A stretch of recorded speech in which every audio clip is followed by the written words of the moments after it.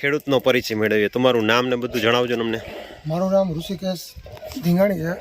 મારું ગામ છે વાડલા, ઉપલેટા તાલુકાનું, અને મારું બિઝનેસ છે રાજકોટ. મિત્રો, આ વિડીયો ખૂબ શેર કરજો. શેર કરવાનું કહેવાનું કારણ એ છે કે અન્ય ખેડૂતો કોઈ આવા ઝાંસામાં ફસાય નહીં. કેમ કે ઋષિકેશભાઈએ ખૂબ બધું જે એનું માર્ગદર્શન હતું એ પ્રમાણે બધી જ વસ્તુઓ નાખી એડ કરી અને કમ્પ્લીટ આખું ઇન્સ્ટોલમેન્ટ કર્યું હતું, અને તેમ છતાં રિઝલ્ટ ન મળ્યું. કેમ કે સક્ષમ ખેડૂત હોવાના કારણે એની એકયારે 3 થી 4 પ્લાન મગાવ્યા હતા. એનું આખું ફેમિલી જવું જોઈએ આમાં બધી જ વસ્તુ કરવા હોશે કે આમાં કંઈક સારું જોવા મળશે અને સારા રિઝલ્ટો આવશે, પણ ક્યાંય આમાં સારા રિઝલ્ટો ન મળ્યા. ખૂબ શેર કરજો. હવે ગોબરને અમે પોણી ડોલની સૂચના આપેલી છે મારા માણસને, એટલે એને પોણી ડોલ ભરી હતી. એનો વજન આવે છે 11 કિલો 350 ગ્રામ. એટલે પ્લાસ્ટિકની ડોલનો વજન છે 1 કિલો. લઈ લે.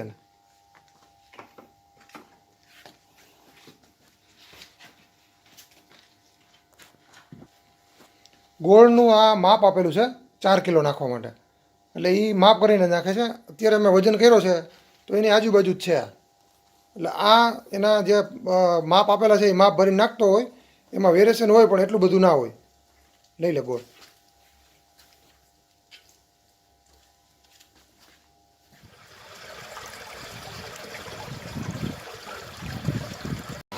રીજનરેટ કરવામાં આ છોતલા ઉગડતા નથી. પ્લાન્ટ 4 મહિનાથી બંધ છે, બનાવતા નહોતા. આપણે જ્યારથી ફોલ્ટ આવ્યો છે કે ભાઈ રિઝલ્ટ નથી, એટલે અમે જરૂર પૂરતું જ બનાવી છે. ગેસ થાય એટલું. ગેસ પણ થતો નથી, ગેસ જે હોય ઓછો થઈ જાય, એટલે ગેસ કરવા માટે બનાવી છે. અત્યારે અમે રીજનરેટ કરી છે, રીજનરેટ કરવામાં અમારે આવો પ્રોબ્લેમ થાય છે.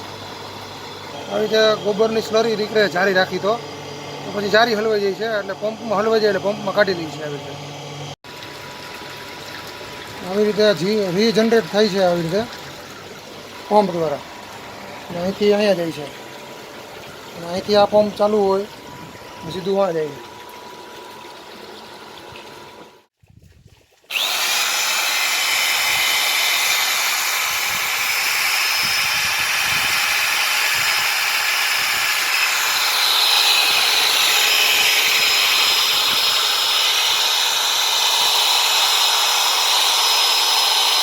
સોલર સોલ બંધ કરજો. હા, પાણી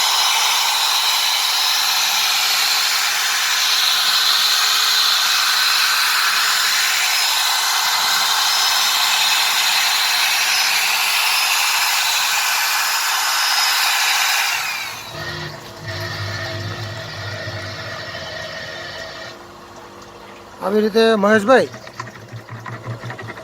ગોબરની સ્લરી આવે છે. અત્યારે અમે લો કાર્બન જ કરી છીએ ઘણા સમયથી. અને હલાવો તો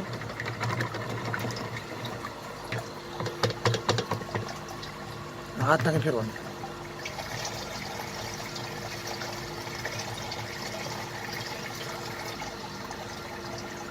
આવી રીતે શરૂઆતમાં આવે અને થોડીક પાછળ આવે છે, એટલે અમે આવી જારી રાખી છે. અને સાથે સૂકો કચરો ગયો હોય એ હજી ઓગળતો જ નથી. અને આ ગોબરની આ સ્લરી, તો આપણે હાઈ કાર્બન કરશું ત્યારે પ્રોબ્લેમ થશે. આ તમારી જાણકારી માટે આ વિડીયો મોકલું છું. કરી ચાલો.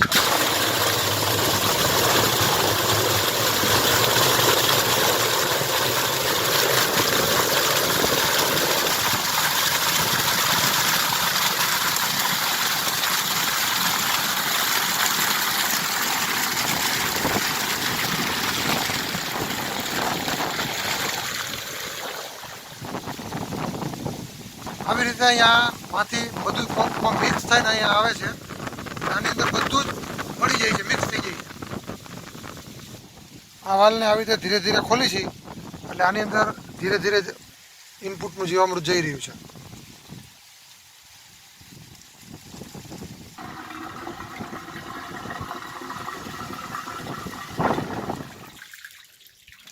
આ દિવસ ત્રીજો,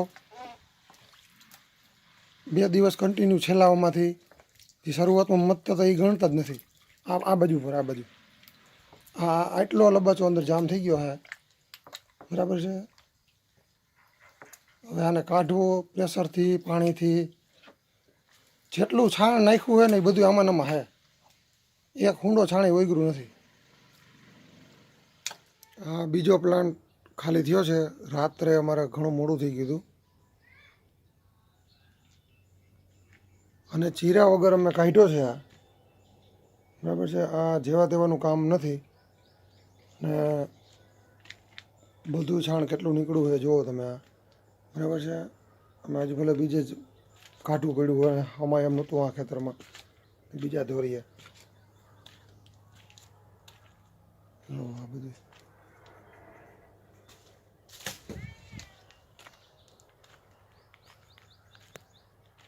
છાણનું એક કણ ઓગળ્યો નથી. અંદર જે કાંઈ નાખવાનું કીધું હતું અમને આ જુઓ તમે.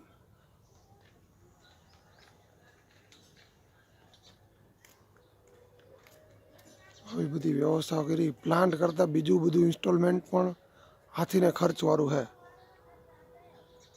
બરાબર છે. એનો ઓટો કરવાનો અમુક લોકોએ તો સાઈડમાં કર્યું છે.